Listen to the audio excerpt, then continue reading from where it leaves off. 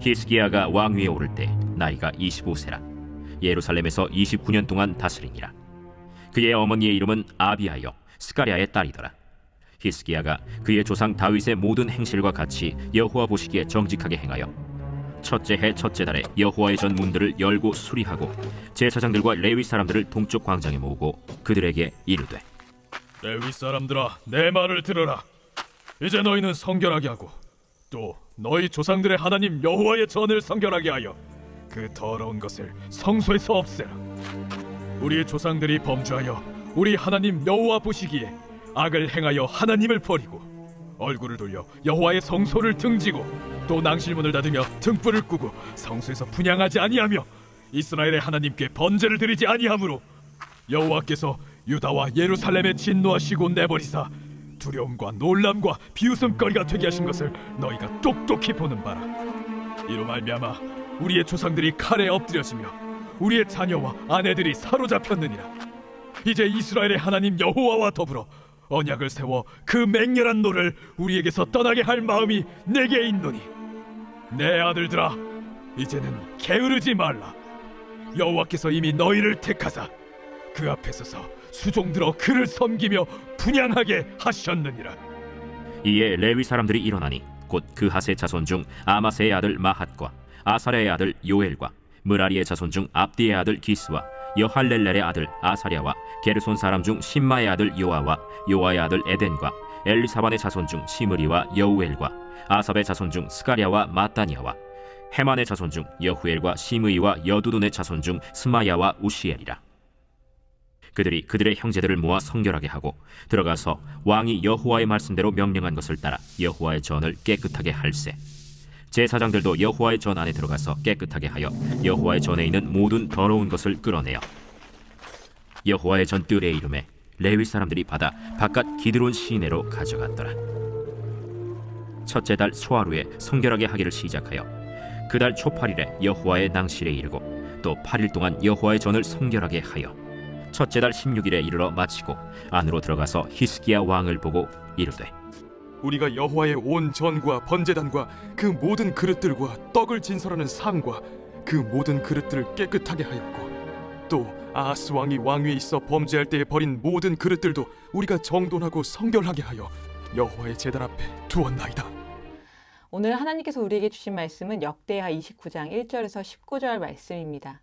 오늘 큐티책을 보니 히스기야의 성전 개혁이라는 제목이 붙어 있습니다.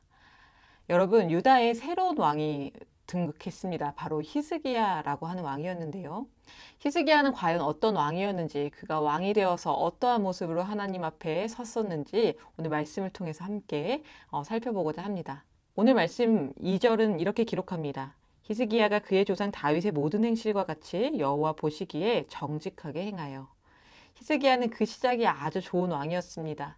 다윗과 같이 여호와 앞에 정직하게 행하는 왕이었기 때문이었습니다. 이렇게 여호와 앞에 정직히 행하기를 다짐하고 그것을 실행에 옮겼던 히스기야는 그가 왕이 되어서 가장 첫 번째로 했던 일이 바로 성전을 개혁하는 일이었습니다. 그가 성전 개혁에 먼저 힘을 썼던 이유는 무엇이었을까요? 자신이 속해 있고 자신이 다스려야 할 나라가 바로 하나님의 나라였기 때문이었습니다. 그는 하나님의 나라, 하나님의 백성인 이스라엘 사람들이 하나님을 중심으로 하는 삶을 살길 바랬고, 그렇기 때문에 하나님께 예배드리는 곳을 가장 먼저 손보았던 것입니다.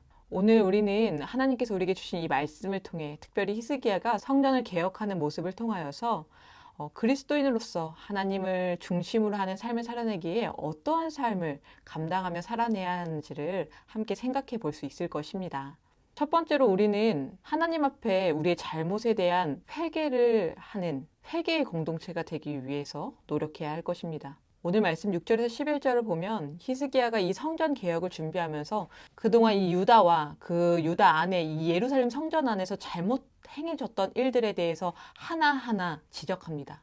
그리고 그 모든 일들이 잘못되었다는 것을 스스로 자복하면서 이 일들이 잘못되었으니 이것을 개혁해야 한다고 말하고 있습니다. 여러분, 우리가 하나님 중심으로 하나님 뜻대로 살아가기 위해서는 이전에 우리의 마음대로, 우리의 욕심대로, 우리의 뜻대로 살아가려고 했던 그 지난 모습들에 대한 철저한 반성과 그것을 버리고자 하는 결단이 있어야 합니다. 성경에서는 그러한 모습을 바로 회개라고 합니다. 우리가 돌이켜 하나님께 돌아가는 모습을 갖지 않는다면 우리는 그 무엇도 하나님 중심의 삶으로 되돌이킬 수 없습니다. 우리의 삶이 오직 하나님 앞에 하나님의 중심의 삶이 되기 위해서 우리는 분명하게 이런 회개의 노력을 하는 믿음의 사람들이 되어야 할 것입니다. 두 번째로 우리는 하나님 중심의 삶을 살기 위해서 함께 하는 이 신앙 공동체의 일원으로서 협력하고 선을 이루고자 하는 노력을 해야 할 것입니다. 오늘 말씀 12절에서 16절을 보면 히스기야가 성전 개혁이 반드시 이루어져야 하는 이유에 대해서 설명하고 지난날의 잘못들에 대해서 이야기할 때 그와 함께 그 마음에 공감하고 함께 협력했던 믿음의 공동체가 있었음을 우리는 발견할 수 있습니다. 하나님께서는 언제나 우리가 연합하길 바라시고 언제나 우리가 협력하여서 하나님께서 기뻐하시는 믿음의 공동체가 되길 바라십니다. 나 한 사람이 변화되어서 하나님 앞에 나아가는 것도 정말 중요하지만 하나님께서는 우리에게 믿음의 공동체, 함께하는 믿음의 공동체를 허락하여 주시고 그 공동체가 함께 하나님 앞에 나아가길 바라십니다. 그러므로 우리는 나 혼자만의 개혁뿐만 아니라 공동체 안에서의 믿음의 개혁 또한 반드시 실행에 옮겨야 하는데 공동체 안에서의 개혁은 단순히 한 사람의 노력으로 이루어질 수 없습니다. 그러한 개혁에 대하여서 함께 공감하고 함께 협력하는 함께 나아가는 동역자들이 필요합니다. 여러분, 우리는 함께 교회 공동체로 신앙 공동체로 함께 살아가고 있습니다. 우리가 우리 공동체 안에서 힘써 지키려고 하는 하나님의 뜻에 대해서 무관심하지 않길 소망합니다. 그것에 대해서 남일처럼 여기지 않길 소망합니다. 우리가 함께 감당해야 할 일들입니다. 그러므로 우리가 하나님께서 기뻐하시는 신앙 공동체, 믿음의 공동체, 오직 하나님께서 중심이 되시는 믿음의 공동체가 되길 소망합니다. 세 번째로 우리는 수고와 열심을 내는 사람들이 되어야 합니다. 하나님을 믿는다는 것, 하나님을 중심으로 살아간다는 것은 결국 동화와 같이 환상과 같이 아름답기만 한 것, 그런 것이 아닙니다. 하나님께서는 분명 우리에게 바라시고 우리에게 요구하시는 삶이 있습니다. 그런데 그러한 바라심과 요구에 우리가 응답하지 않고 그대로 행하지 않으면서 하나님의 중심대로 하나님의 사람으로서 살아간다는 것은 불가능합니다. 여러분, 오늘 말씀 17절에서 19절을 보면 알 수 있겠지만 이 히스기야가 성전을 개혁하고자 하는 마음을 품고 그것을 사람들과 함께 협력하여서 이루고자 으쌰으쌰합니다.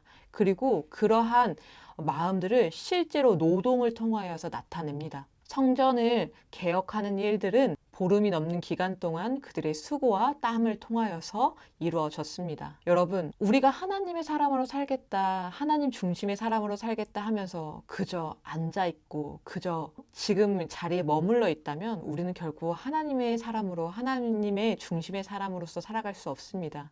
주님께서는 언제나 우리의 믿음이 행함으로 증명되길 바라십니다.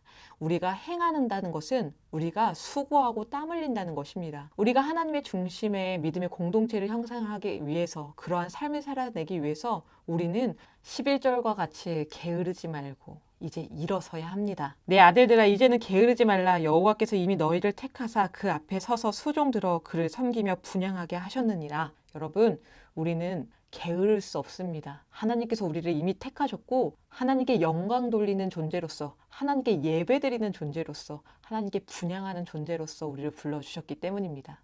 여러분, 신앙생활을 한다는 것, 믿음 생활을 한다는 것, 또한 믿음의 공동체를 형성해 나간다는 것, 그것은 우리가 함께 수고하며 협력함으로 이룰 수 있습니다. 코로나로 인하여서 우리가 많은 것을 하지 못하는 제약 속에 있습니다. 이번에 또 방역수칙이 격상됨으로 인하여서 우리는 무엇을 할 수 있을까, 무엇을 해야 할까 한 번 더 고민하는 시기를 만나게 되었습니다.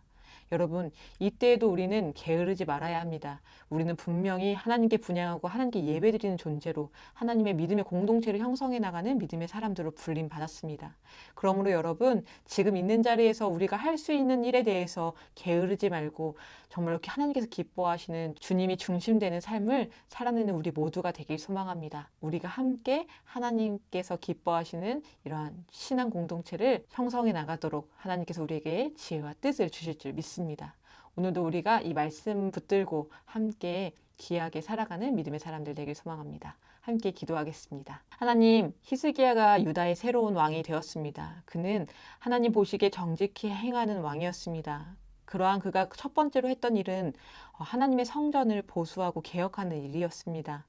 하나님의 중심된 삶을 증명해내고 나타내기 위함이었습니다. 하나님께서 중심되는 삶, 그러한 신앙 공동체를 형성하기 위함이었습니다. 주님, 우리가 하나님을 믿는 믿음의 사람으로 살아가면서 또한 그 공동체로 살아가면서 무엇을 어떻게 해야 되는지 오늘 말씀을 통해 기억하게 하여 주시옵소서. 우리가 우리의 잘못된 모습들을 회개하고 또한 믿음의 공동체 안에 함께 협력할 수 있는 힘과 능력을 허락하여 주시옵소서. 또한 그 일을 위하여서 수고하는 열심을 낼 수 있도록 인도하여 주시옵소서. 많은 것들이 제약되고 어려운 상황에 있습니다. 이러한 상황 속에서도 주님은 늘 우리와 함께 하시니 우리가 이러한 상황 속에서도 주님을 의지하여서 주님께서 기뻐하시는 일들을 이룰 수 있도록 인도하여 주시옵소서. 예수님의 이름으로 기도드립니다. 아멘.